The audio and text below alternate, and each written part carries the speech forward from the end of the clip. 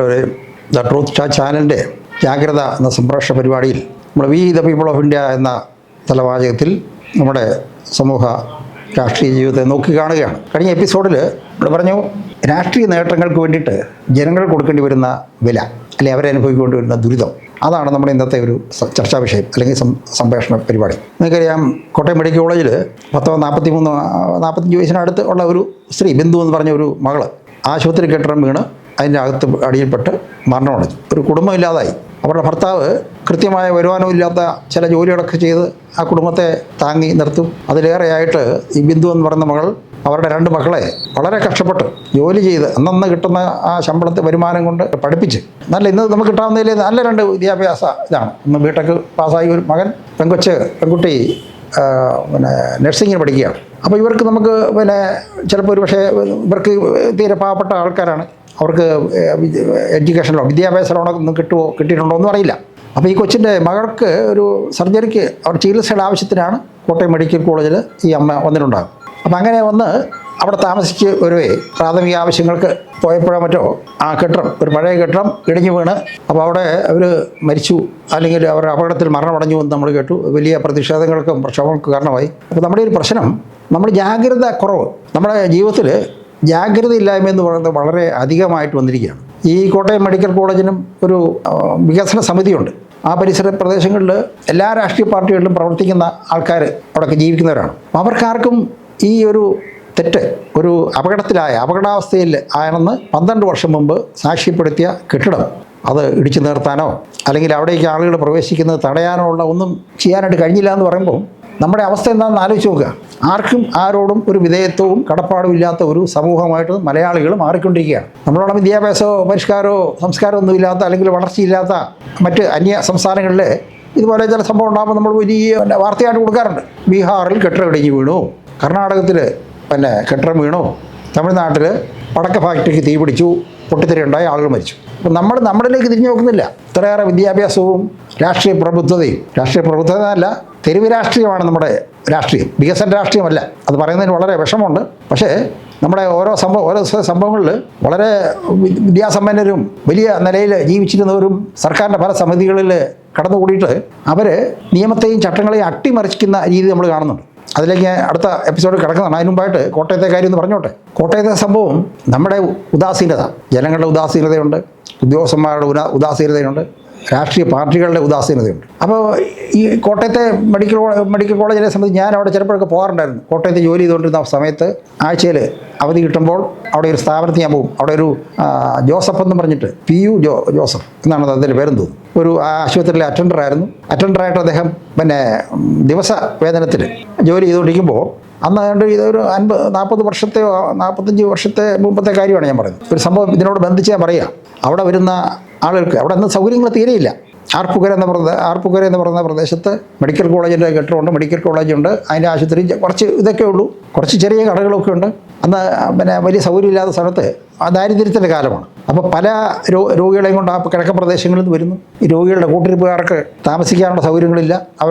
അവരാന്തേലുമൊക്കെ എവിടെയെങ്കിലുമൊക്കെ ആയിട്ട് താമസിക്കും. അവർക്ക് ഭക്ഷണം വാങ്ങിച്ച് കഴിക്കാൻ പോലും പൈസ ഇല്ലാതും. അപ്പം അങ്ങനെ വന്നപ്പോൾ ഈ അറ്റൻഡർ, നമ്മുടെ ഈ ജോസഫ് എന്നാണ് അദ്ദേഹത്തിൻ്റെ പേര്, ഞാൻ PU തോമസ്, അദ്ദേഹം ഇത് കണ്ടിട്ട് ആദ്യം ഒക്കെ എന്നാ വെച്ചാൽ അദ്ദേഹം കയ്യിലിരുന്ന അദ്ദേഹത്തിന് ഉച്ചയ്ക്ക് കഴിക്കാൻ കൊണ്ടുവന്ന പൊതി ഏറ്റവും ബുദ്ധിമുട്ടുള്ള ആൾക്ക് കൊടുത്തു തുടങ്ങും. അപ്പം അങ്ങനെ കൊടുത്തു തുടങ്ങി കഴിഞ്ഞപ്പോൾ സംഗതി ഇതിനേക്കാളും വേറെ പലരും അത്യാവശ്യക്കാരുണ്ട്. അവിടുത്തെ ജനറൽ വാർഡിൽ ഏറ്റവും നിർധനരായ രോഗികളെ നോക്കുന്ന സ്ഥലത്ത് അവരുടെ കൂട്ടിരിപ്പുകാർക്ക് ഭക്ഷണമില്ല.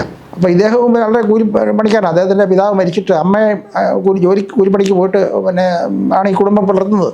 അപ്പോൾ ഈ PU തോമസ് അദ്ദേഹം മെഡിക്കൽ കോളേജ് ജോലി ചെയ്യുകയും അതുപോലെ വീട്ടിൽ നിന്ന് 2 പൊതിച്ചോറ് കൊണ്ടുവരാൻ തുടങ്ങി.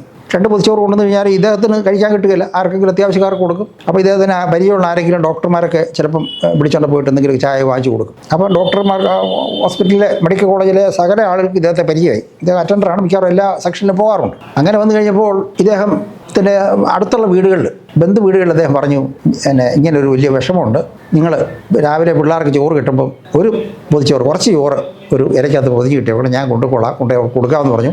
അദ്ദേഹം ഇങ്ങനെ ദിവസവും 5-6 പൊതിച്ചോറുമായിട്ട് ഒരു സഞ്ചിക്കകത്തിട്ടുണ്ട്, സൈക്കിളിൽ മെഡിക്കൽ കോളേജിൽ വരും, ജോലി ചെയ്യും. ഉച്ചയാകുമ്പോഴത്തേക്ക് വളരെ ബുദ്ധിമുട്ടുള്ള ആൾക്ക് കൊടുക്കും. അപ്പോൾ ഇങ്ങനെ കൊടുക്കുന്നത് ശ്രദ്ധയിൽപ്പെട്ട മെഡിക്കൽ കോളേജ് സൂപ്രണ്ട് തോമസിനോട് ചോദിച്ചു, തോമസേ ഒരു കാര്യം ചെയ്താലോ, നമ്മുടെ ഹോസ്റ്റൽ, മെഡിക്കൽ കോളേജിൻ്റെ ഹോസ്റ്റൽ ഇവിടെ അടുത്തുണ്ട്.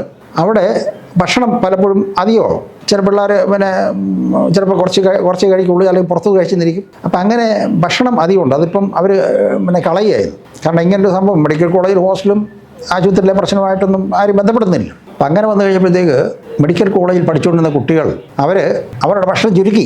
അവരുടെ 3-ൽ 4-ൽ അല്ലെങ്കിൽ ചിലർ പകുതി ഭക്ഷണം കഴിക്കാൻ തുടങ്ങി. പാതി ചോറ് ഈ ആവശ്യത്തിലേക്ക് മാറ്റി വയ്ക്കാൻ തുടങ്ങി. അല്ലെങ്കിൽ പാതി ഭക്ഷണം 4 ഇഡ്ഡലി കഴിച്ചുകൊണ്ടിരുന്നവർ 2 ഇഡ്ഡലി കൊണ്ട് മതി എന്ന് പറഞ്ഞിട്ട് 2 ഇഡ്ഡലി മാറ്റി വെച്ചു. അങ്ങനെ അവർ രാവിലെയും ഉച്ചയ്ക്കുമൊക്കെ ഭക്ഷണ സാധനങ്ങൾ അവർ കുറച്ച് കഴിച്ചിട്ട് ബാക്കി വെച്ച് പൊതിഞ്ഞ് കെട്ടി ഇതാക്കി. ഈ പി യു തോമസിനെ വിളിച്ചിട്ട് പറയും, തോമസ് ചേട്ടാ ഇതാ ഇത്രയും ഭക്ഷണമുണ്ട്. അപ്പം പുള്ളിക്കാരൻ വന്നിട്ട് വലിയ ചരുവത്തിനകത്ത് ഈ ചോറോ കറികളോ അല്ലെങ്കിൽ ഇഡലിയോ എന്തെങ്കിലും അത് വേറെ ഒരാളുടെ സഹായത്തോടെ കൊണ്ടുപോയിട്ട് ഒരു സ്ഥലത്ത് വെച്ചിട്ട് ആളുകൾ പാത്രമായിട്ട് വരും. അപ്പോൾ ഇങ്ങനെ കൂട്ടിരിപ്പുകാർ പാത്രമായിട്ട് വരുമ്പം അത് അവർക്ക് വിതരണം ചെയ്യും. അതൊരു വലിയ സംരംഭമായിട്ട് മാറി. സംരംഭം എന്ന് പറഞ്ഞു കഴിഞ്ഞാൽ 2 ഹോസ്റ്റലും പെൺകുട്ടികളുടെ ഹോസ്റ്റലും ആൺകുട്ടികളുടെ ഹോസ്റ്റലിലെയും ഭക്ഷണം അവരൊട്ടും നഷ്ടപ്പെടുത്താതെയായി. അവർ ഭക്ഷണത്തിൽ തന്നെ കുറച്ച് കുറവ് വരുത്തി. അങ്ങനെ ഒരു വലിയൊരു മാറ്റം മെഡിക്കൽ കോളേജ് ഉണ്ടായി. അങ്ങനെ വന്നപ്പോൾ മെഡിക്കൽ കോളേജിൽ നിന്ന് ഡിസ്ചാർജ് ചെയ്താൽ തിരിച്ച് കൊണ്ടുപോകാൻ ആളില്ലാത്ത ഒരുപാട് രോഗികളുണ്ട്. കിഴക്ക് കട്ടപ്പനയെന്നോ കാഞ്ചിയാറിന്നോ അല്ലെങ്കിൽ ഇടുക്കി എന്നൊക്കെയുള്ള ആൾക്കാർക്ക് കോട്ടയം മെഡിക്കൽ കോളേജാണെന്ന് ഏക ആശ്രയം. അവിടെ കൊണ്ടുവന്ന് രോഗിയെ ചികിത്സിച്ച് കഴിഞ്ഞ് കടം കയറി കഴിഞ്ഞാൽ അവർക്ക് ഡിസ്ചാർജ് ചെയ്തവരെ കൂട്ടിക്കൊണ്ടു പോകാനുള്ള വണ്ടിക്കൂലി പോലും ഇല്ല. അപ്പം അങ്ങനെ വന്നപ്പോഴത്തേക്ക് രോഗികളെ ഡിസ്ചാർജ് ചെയ്യുന്നവരെ തിരിച്ച് കൊണ്ടുപോകാതായി.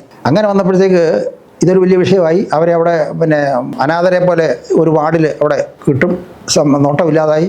ഇങ്ങനെ വന്നു കഴിയുമ്പോൾ ഈ തോമസ് ചേട്ടൻ്റെ ഒരു മെഡിക്കൽ കോളേജിലെ ഒരു ഡോക്ടർ അദ്ദേഹത്തിൻ്റെ ഒരു പഴയ ഒരു കെട്ടിടം ഇദ്ദേഹത്തിന് കൊടുത്തിട്ട് പോയി, നിങ്ങളൊരു കാര്യം ചെയ്തു, ഈ ആൾക്കാരെ കുറച്ചുപേരെ അവിടെ കൊണ്ടുപോയി താമസിച്ചുള്ളവർ. ആ നാട്ടിലുള്ളവരെ അത്യാവശ്യം കട്ടിലും കസേരയും പാത്രങ്ങളൊക്കെ കൊടുത്തു. 5-6 പേരെ കൊണ്ടുപോയി ഈ വീട്ടിൽ താമസിപ്പിച്ച് ഈ തോമസ് ചേട്ടൻ അവിടെ അവർക്ക് ജോലി സമയം കഴിഞ്ഞ് പുള്ളി അവിടെ അവർക്ക് ഭക്ഷണം ഉണ്ടാക്കാനും അവരെ ശുശ്രൂഷിക്കാനൊക്കെ നോക്കുകയാണ്. അപ്പോൾ ഇദ്ദേഹത്തിന് ഈ നഴ്സിംഗ് കെയറൊക്കെ അറിയാവുന്നതുകൊണ്ട് അതും ചെയ്തു. അക്കൂട്ടത്തിൽ അവിടെ പഠിച്ചുകൊണ്ടിരുന്ന നഴ്സിംഗ് വിദ്യാർത്ഥികൾ, മെഡിക്കൽ കോളേജിൽ MBBS പഠിക്കുന്ന കുട്ടികൾ, ഇവരൊക്കെ അവിടെ പോയി സേവനം ചെയ്യാൻ തുടങ്ങി.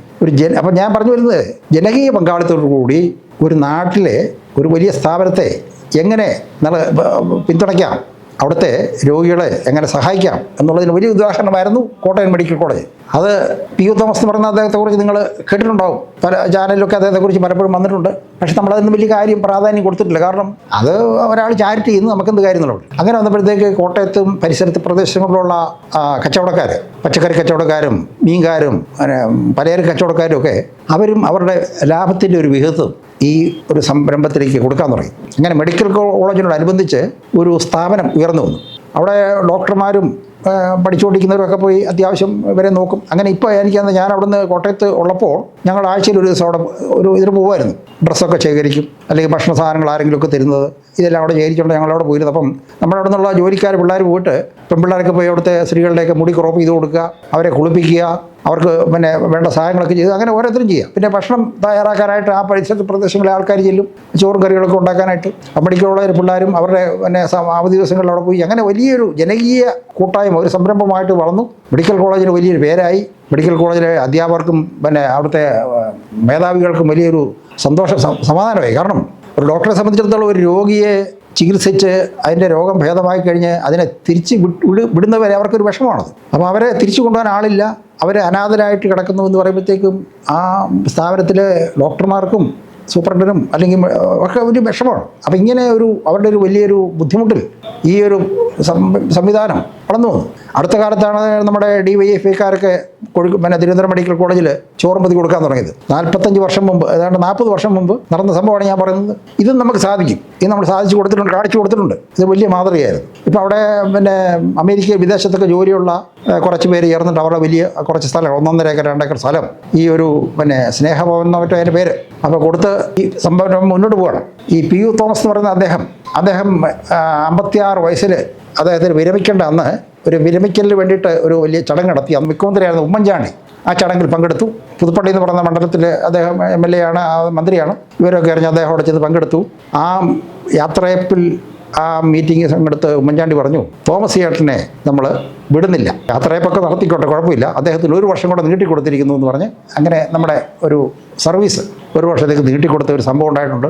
ഈ മെഡിക്കൽ കോളേജിലാണ് ഒരു സാധുവായ സ്ത്രീ തൻ്റെ കൊച്ചിനെ 10-20 വയസ്സുള്ള തൻ്റെ മകൾക്ക് ചികിത്സയ്ക്ക് വേണ്ടി വന്നിട്ട് പ്രാഥമിക ആവശ്യങ്ങൾ നിറവേറ്റാൻ സാധിക്കാത്ത വന്നപ്പോൾ അതിനുള്ള സൗകര്യം തേടിപ്പോയി പഴയ കെട്ടിടത്തിൽ ചെന്ന് ആ കെട്ടിടത്തിൽ കയറി ആ കെട്ടിടം ഇടിഞ്ഞ് വീണു ഇവർ മരിച്ചു. എന്നിപ്പോൾ ആ കൊച്ചിൻ്റെ ഈ ബിന്ദുവിൻ്റെ മോളെ സർക്കാർ ചിലവ് പഠിപ്പിക്കാമെന്നും ഒക്കെ സർക്കാർ വാഗ്ദാനം ചെയ്തു. അപ്പോൾ എന്തുകൊണ്ട് ഈ വിവരങ്ങളൊന്നും അറിയുന്നില്ല എന്നുള്ളതാണ് നമ്മുടെ പ്രശ്നം. Medical college superintendent, Kottayam medical കോളേജിൻ്റെ സൂപ്രണ്ട് എല്ലാ ഉത്തരവാദിത്തങ്ങളും ഏറ്റെടുത്തു പറഞ്ഞു. അദ്ദേഹം പേടിച്ചു. കാരണം അദ്ദേഹം റിപ്പോർട്ട് ചെയ്ത് കഴിഞ്ഞാൽ അദ്ദേഹം ബാഡ് ബുക്കിലാണ്. അദ്ദേഹം പറഞ്ഞ മെഡിക്കൽ എഡ്യൂക്കേഷൻ ഡയറക്ടർ, മെഡിക്കൽ ഡയറക്ടറോ അല്ലെങ്കിൽ മെഡിക്കൽ സെക്രട്ടറി എന്ന് വിചാരിക്കും. തന്നെ കൊണ്ട് കൊള്ളുകയല്ല, തന്നെ വേറെ വെള്ളത്തിൽ വിടാമെന്ന് പറയും. അപ്പോൾ ഈ ഇല്ലായ്മയിലും സർക്കാരിൻ്റെ പേര് നിലനിർത്തിക്കോണം ഉദ്യോഗസ്ഥന്മാർ. അതാ ഒരു അവസ്ഥയാണ്. അഴിമതിയുടെ വേറൊരു രൂപമാണിത്. അപ്പോൾ ഇതിനെ നമ്മൾ ഇതൊക്കെ ഇല്ലാതാക്കണം എങ്കിൽപ്പോഴേ, അല്ലെങ്കിൽ ജനാധിപത്യം കൊണ്ടോ നമ്മുടെ സ്വാതന്ത്ര്യം കൊണ്ടോ എന്ത് വരെയാണുള്ളത്. അപ്പോൾ ഈ സംഭവം ഞാനിവിടെ പറഞ്ഞത് ഒരു 10-20 വർഷത്തിന് മുമ്പും അതിന് ശേഷമുള്ള ഇതാണ്. നമ്മുടെ നാട് വളരെ പുരോഗമിച്ചു, വലിയ സൗകര്യങ്ങളായി. ശസ്ത്രക്രിയ, കീ ഹോൾ ശസ്ത്രക്രിയ വന്നു, വലിയ ഉപകരണങ്ങളുടെ സൗകര്യങ്ങൾ വന്നു. അപ്പോൾ ഞാൻ പറഞ്ഞു വന്നത്, നമ്മുടെ നാട് വികസനത്തിൻ്റെ മറുകണ്ണം ചാടി, അല്ലെങ്കിൽ സാമൂഹ്യ പ്രതിബദ്ധതയുടെ കാര്യത്തിൽ, ജനക്ഷേമ പ്രവർത്തനങ്ങളുടെ കാര്യത്തിൽ നമ്മുടെ സമൂഹവും നമ്മുടെ സർക്കാരും മറുകണ്ണം ചാടിപ്പോയി. ഇപ്പം നേരെ തിരിഞ്ഞു. എല്ലാ സൗകര്യങ്ങളും, സാമ്പത്തിക സ്ഥിതി മെച്ചപ്പെട്ടപ്പോൾ ജനങ്ങൾക്ക് വേണ്ട സൗകര്യങ്ങൾ ചെയ്തു കൊടുക്കാൻ കഴിയാതായി. അപ്പോൾ ഇതിനെ സംബന്ധിച്ചുള്ള വിവരങ്ങൾ, കൂടുതലായിട്ടുള്ള വിവരങ്ങൾ അടുത്ത എപ്പിസോഡിൽ സംസാരിക്കുന്നതായിരിക്കും. ഏവർക്കും നന്ദി, നമസ്കാരം.